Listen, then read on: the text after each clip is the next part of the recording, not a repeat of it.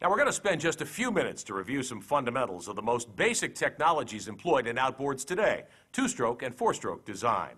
Even though they have their distinct differences, they each offer specific benefits for customers.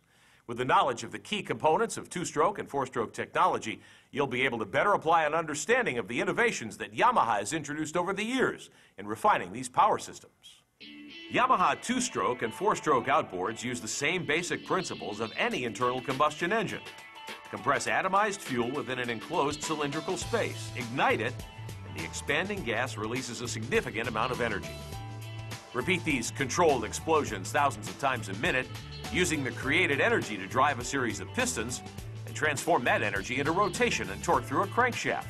That is the baseline operation of the internal combustion engine. Well, today there are two popular mechanical designs to make that power, two-stroke and four-stroke engines. Both use a variant of an intake, compression, combustion, and exhaust operation cycle.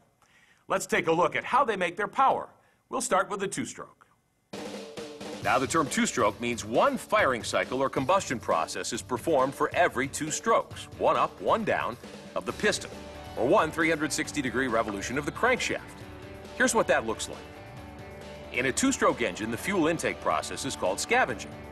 As the piston moves downward, the intake or transfer port opens. The air-fuel mixture that's been pressurized in the crankcase passes into the cylinder in exchange with the burned gas to be exhausted from the last combustion. On the compression stroke, the piston moves upward. The scavenging or intake port and exhaust port closes, and the air-fuel mixture is compressed inside the cylinder.